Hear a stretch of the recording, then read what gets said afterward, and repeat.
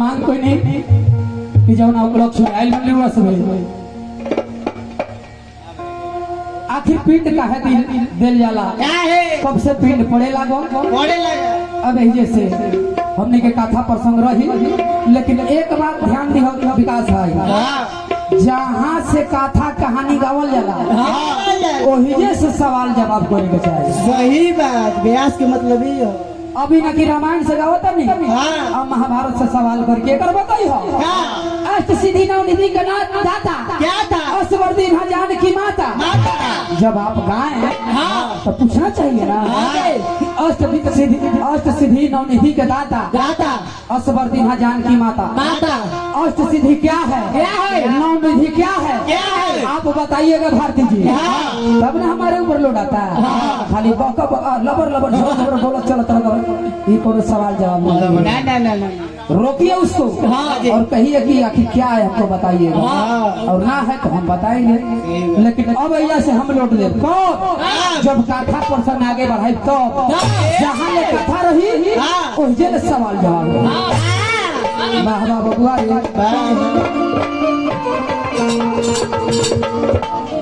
रावण के मार राज दिहनी भभीषण के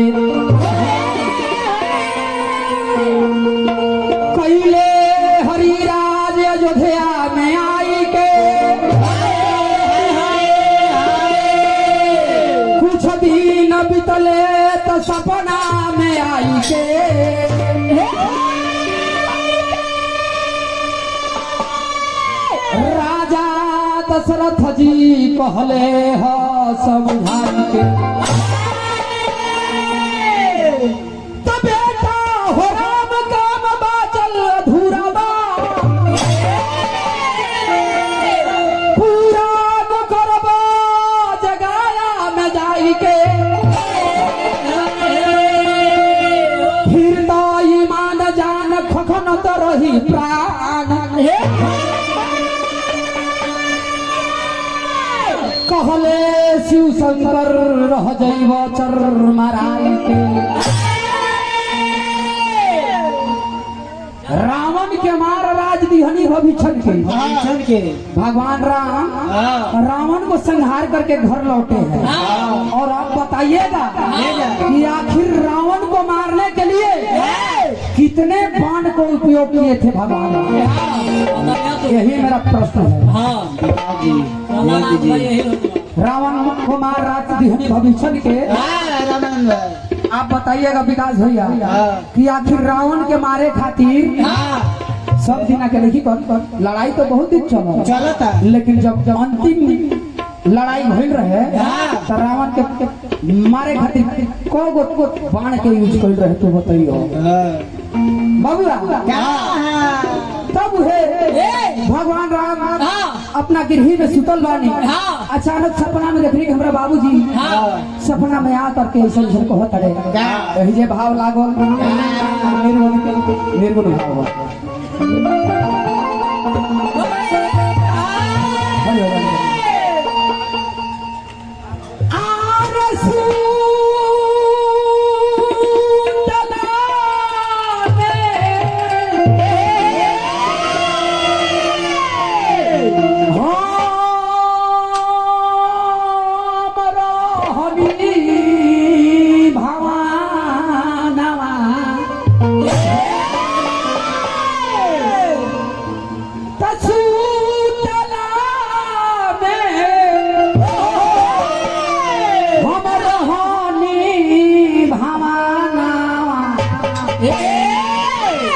देखनी होता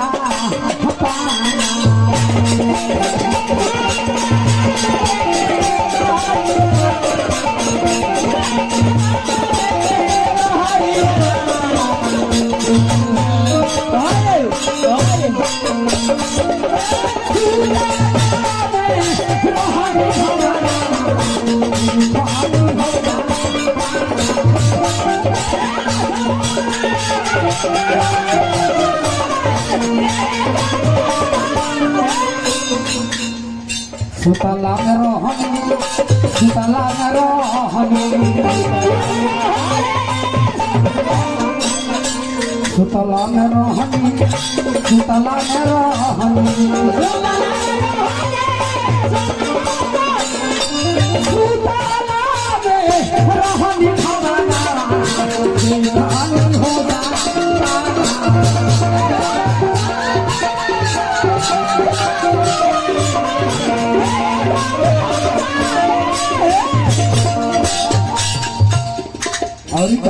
सुतला में देखनी की बाबूजी अइले कही कही बतिया हम समझइले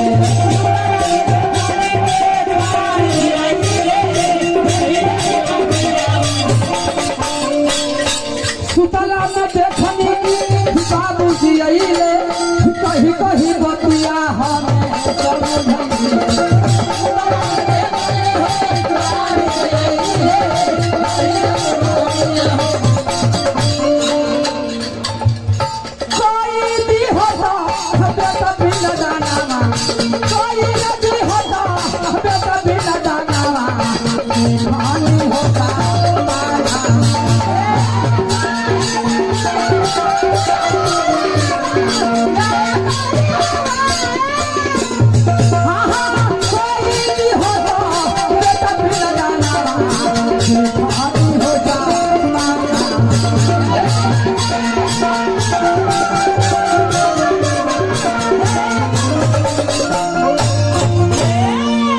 दशरथ भगवान राम के पास आकर को वतन के हे बेटा अभी ले हमार प्राण छछनत बारे खोखनत बारे कोनो उपाय करतो बेटा जवन हम कर्म करा के भागी हो जाती हमार जवन आत्मा भटकत बा ओ आत्मा के शांति मिल जाई लेकिन ये एगो और ही बात बा क्या अब हमें का सच्चाई बा का झूठाई बा कि कोनो बांधे के चीज नहीं खे लोग कहेला क्या कहे कि राम नाम सत्य है और मरने के बाद कहते हैं कि श्री राम नाम सत्य है तो जब राम नाम सत्य है हमारे घर में मरनी हो गया और हम राम नाम सत्य कहते हैं तो हमारे पिताजी को आत्मा के शांति मिल जाता है लेकिन एक गौर करने का चीज है कि भगवान राम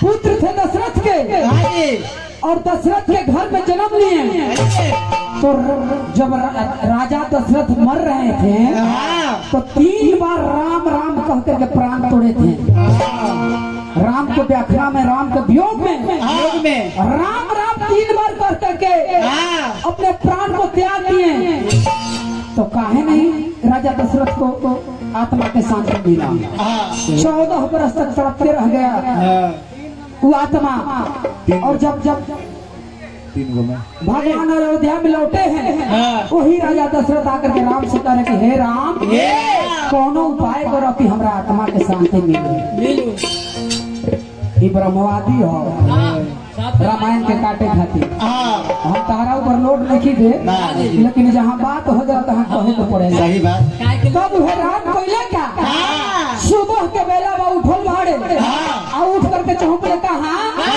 गुरु वशिष्ठ जी की जा करके है गुरुवर हम अचानक सपना ऐसा देखनी कि हमारा बाबूजी सपना में आकर के कहते कि हे बेटा हमारा आत्मा कौन बा अभी तक ले भटक रहल बा आत्मा के शांति नहीं मिल आखिर कोनो उपाय रौरे बताई कि हमारा बाबूजी के आत्मा के शांति मिलो बेटा तब है वशिष्ठ जी कहते कि हे राम उपाय हमारा भी बा लेकिन तोरा एगो काम करे के पड़ी एजा ले जा घरे से जा करके गया एगो धाम बा वही जा करके तारा कुछ काम करे के बा कैसे वाह वाह बबुआ रे राजा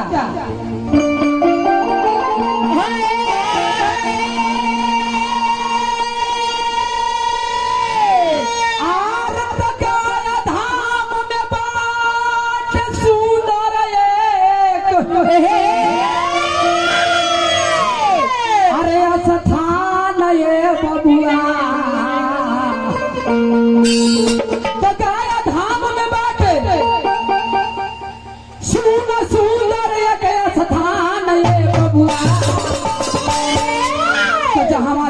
हो जाला तो जहाँ तरी हो जाला पूरा कुल खानदान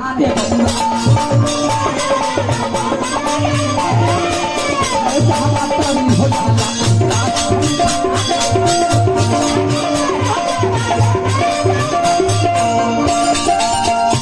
गाया धाम में बाटे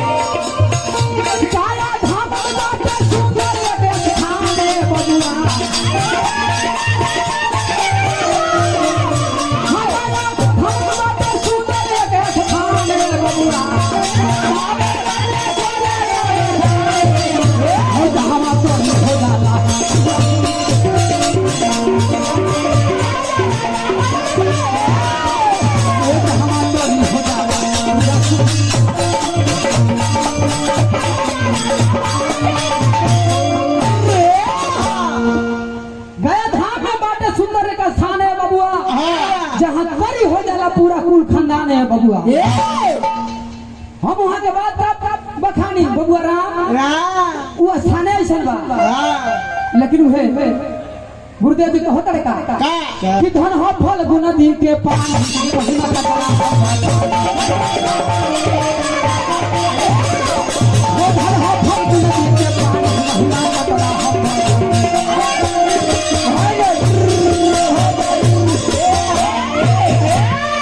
अतने ना कि हम कहले सुन ले बानी ज्ञानी को ले गौतम हम कहले सुन ले बानी ज्ञानी को ले गौतम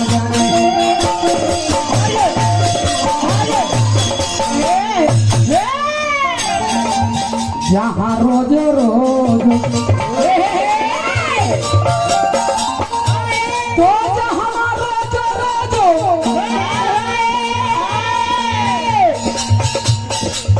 जहाँ रोज रोज होला पिंडा दान बबुआ तो जहाँ रोज रोज होला पिंडा दान बबुआ तो जहाँ करी हो जाला पूरा खानदान जहाँ करी हो जाला पूरा खानदान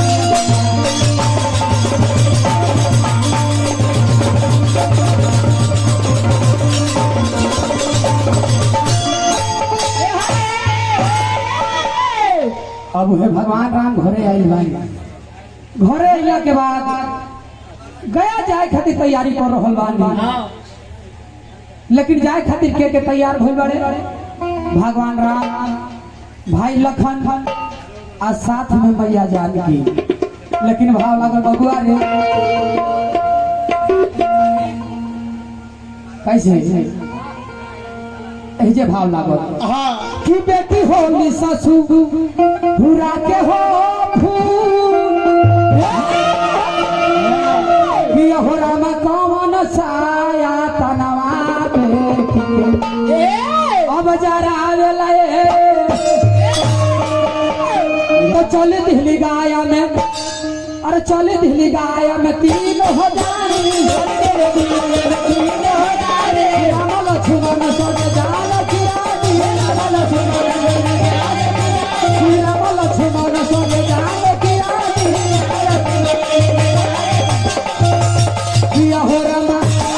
हो रामा बाबू जी के करे पिलावा कानन हो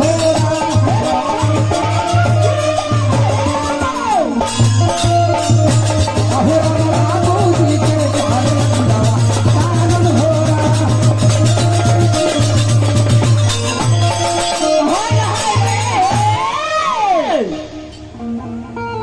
अब है भगवान राम भाई लखन माता जानकी गया जाए खातिर तैयारी करत तड़े एहजे कथा के खड़ी पाई आगे कथा प्रसंग के बढ़ई हो अब एहजे एगो लैला जारी क्या बात हो तो लोग के सुनाई नहीं देते हमारा सुनाई देता पीछे गार्जियन बैठे बड़े सुनो तड़े एगो विक्रम बाबू आइल बाड़े बड़ भाई उनका के समझी ले कि औरंगाबाद जिला के महान होए तो महान बड़ो तो महान लायक बात बोलो जौना मंडली में बैठल बड़ो उ मंडली में लायक बात बोलो कहत रही तू ब्यास हो तू तो भेड़ुआ हो आ तोहार ब्यास जो जौन बैठल बाड़ उ का ह हाँ। उ रोनुआ ह रुआ ना हाँ 20 को प्याज के में पूरे बता हमारे पिताजी को व्याख्या आप लोग कर रहे हैं हाँ। प्लस में दादाजी को व्याख्या किए हैं हाँ। कि उनका दादा हाथी पोसले रहले हाँ। और नाती सिकड़ लेके चल हाँ हाँ। हम सिकड़ लेके नहीं बतानी तू कैसे जाला के MC का लेते जल्दी हैं? चलनिया दोस्त देत रहे के करा केकरा सुपवा के हाँ। कि तोहरा में छेद बा अब एजा पकड़ो बौरा ही करबा तो मुआ दे कहतर के नहरिया में ढकल दे तोहरे नहरिया में मंडिया जिले में चलवा रहा एजा खेल दे तो तरन दारा का भागी हो जाएगा। विकास तूफानी का नाम है हाँ चाहे आप झलवैया के मना कर दीजिए बाउर बोलने के लिए मना कर दीजिए सही बात और नहीं तो फिर इसका मतलब आप जानिए आप बोलिएगा हमको चल सकता है लेकिन झलवैया तो लड़ाई होगा दुगोला के मतलब क्या है क्या है आखिर दुगोला के मतलब क्या है झलवहिया जवाब देगा झलवहिया को नलवहिया जवाब देगा नलवहिया को बैंजू वाला जवाब देगा बैंजू वाले को ब्यास जवाब देंगे ब्यास को और नचनिया जवाब देगा नचनिया को इन के ब्यास के नचनिया तू तो पचारी है तू तो पागली है आपसे बेटे है हमार पचार की है तो तोर मुद के दे हवा कौन चीज प्रोग्राम में काटी सही बात बउआ कह रहे हमने उरे अपना बलवा ना जी देखो ना संत अच्छा तू कैसे जानला कि नेट है हिला तो ऊपर में वाला नेट है देखल हवा मतलब कि नेता वो पोत के फेंके लो हमने नहर बना ढकल बाबा हमने दोनों भाई में दुगोला है आप हमसे कीजिए बाप दादा को व्याख्या मत कीजिए हां तो आप भाई हैं हमको भेड़ुआ बना दिए तो आप क्या हुए हां जी भाई हो गया जब भेड़ुआ बड़ भाई भेड़ुआ हो गया तो छोट भाई क्या हुआ रड़ुआ हो गया हम आपको प्रमाण दे रहे हैं हम बढ़िया बढ़िया व्यास को बोलते हैं मान लीजिए कि हम लेडीज को ज्ञान दिए लेडीज को आगे बढ़ने के लिए सिखाएं पढ़ाएं तो हम भेड़ुआ हो गए ज्ञान देना अच्छा मान लो कि तू भेड़ुआ नहीं खो तो हार गुरु के हो गए राजकुमार तूफान और राजकुमार के तूफान के गुरु के हुए सुदर्शन जादव तो सुदर्शन जादव केकरा से बियाह कैले तू रेशमा के होलो तो ये हवा बतावा सुदर्शन जादव भी तो लेडीज से शादी किया यही चलते तू करे यार कलाकार कर वो भी कलाकार से शादी किए सही बात तो सुदर्शन जादव कलाकार से शादी किए तो सुदर्शन जादव के लड़का हुए राजकुमार तूफान राजकुमार और राजकुमार के तू लड़का भइल तो सुदर्शन तोहर दादा ना हो गए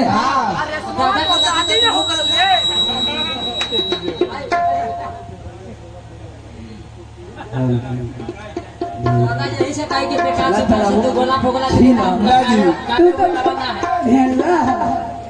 अपना पहले झांको तब दूसरा के देखो वाह बाबा बुआ रे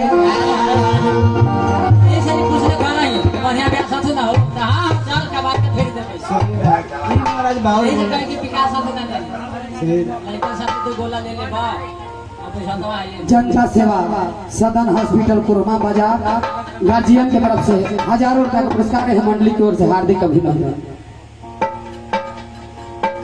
दादा गावे या ना गावे पहले सोचना चाहिए अपने आप को कि हम क्या बोलने जा रहे हैं।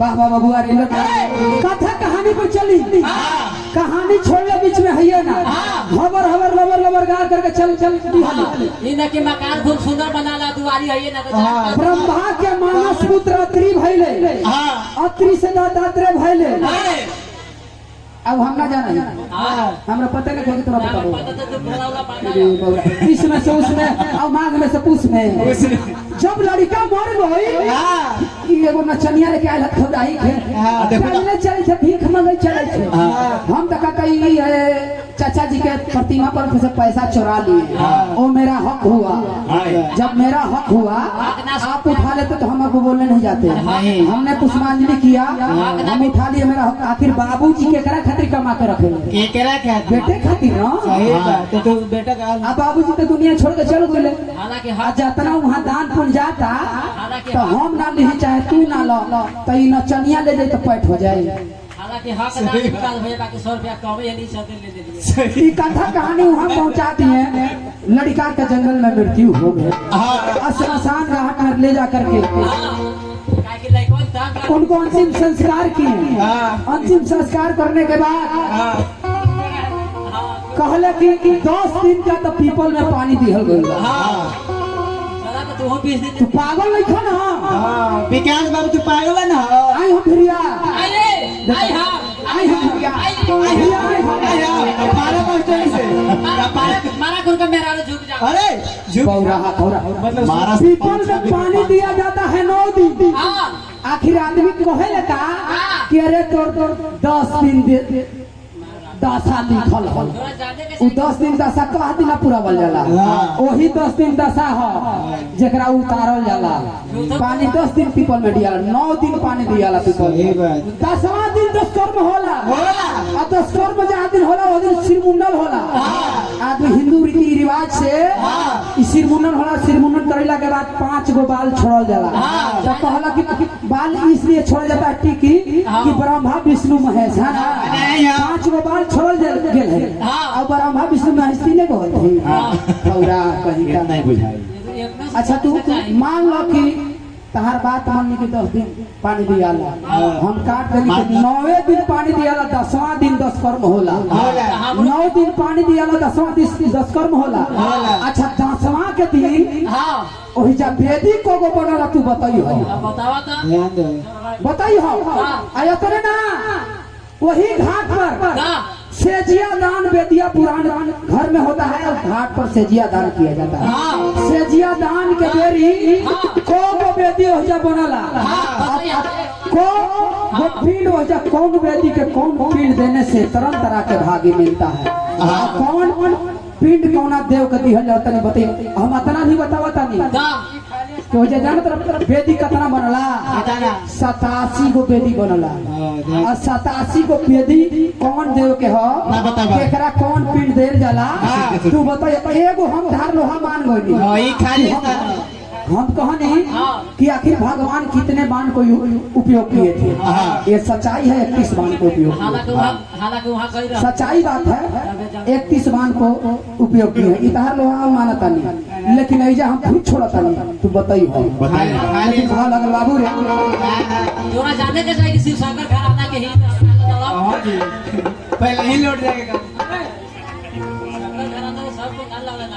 जब वो लड़का की मृत्यु हो गई 10वां कर करके अपना घर में ब्रह्म भोज हो जाता है। 12वां दिन ब्रह्म भोज होला। हबर लबर लगा के निकल जाए। तो जब ब्रह्म भोज भइल तो कोई कहेला कि 5 गो सतरिशी आई रहे, कोई कहला कि 7 गो आई रहे। न ब्राह्मण के बोला करके आप ब्रह्म भोज के भोजन करावल गई। आप भोजन कइला के बाद उ ब्राह्मण के पेट में भोजन पाचत नहीं थे। ऐसे समझाइबो तब ना। ऐसा हो गेला जब ब्राह्मण के भोजन पाचल पेट में ऐसे भाव लगा बबुआ रे। ब्राह्मण के माथा पगला गई। पेट में भोजन पाचक नहीं खे। केहू के पेट गुड़गुड़ाता, केहू के उल्टी होता, केहू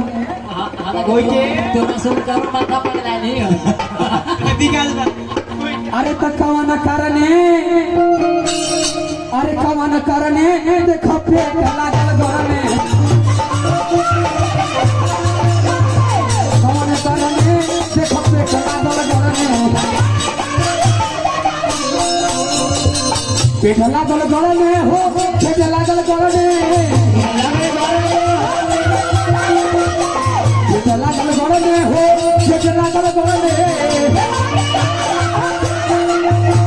कौन करने हो देखो पेट लागल गरने। कौन करने देखो पेट लागल गरने।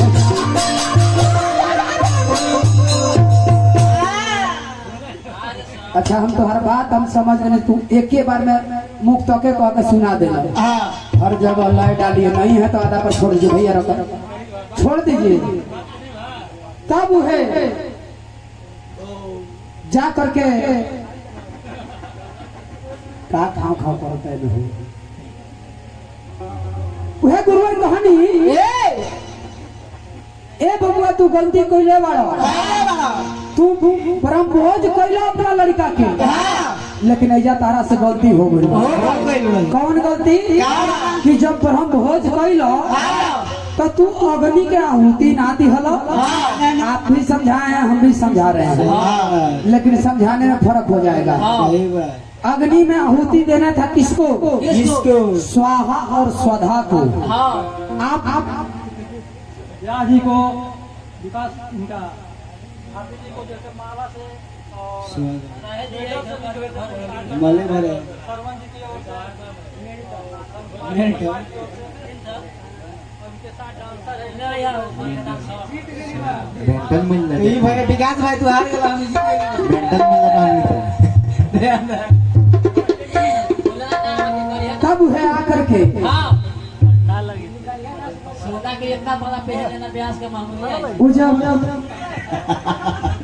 वो पे लाके दिखावा के भाई। तब है आकर के तेरा हमारी जकरा बरखी कहल जाला। तू तो इतना बता देला कि तेरा हमार दिन आज हले बनल ना तो सामा का खीर बनल है। तो ये बतावा कि तोरा घरे बरखी होला तो खीरे बनल तारा घरे। बरखी के दिन कहीं खीर बनता है? कोनो जिला में चलेला। बड़ा बोलो बरखी के दिन सामा के भात बनल है। बुझाई? तुम उठ के और बतियाई हो। खीरे कहीं ना उनका क्या कथा के ही खड़ी पाई रंजाय भाई। तुहार लाइदारी रंजाय भाई क्या मुर्गा बनेला। इनका लाइदारी सुन लो ना। रंजय भाई कोटा के मुर्गा वो लंगड़ा मुर्गा बन गजल सुनबे कहीं? अरे मत रो जान जा हाँ निकल जाई हो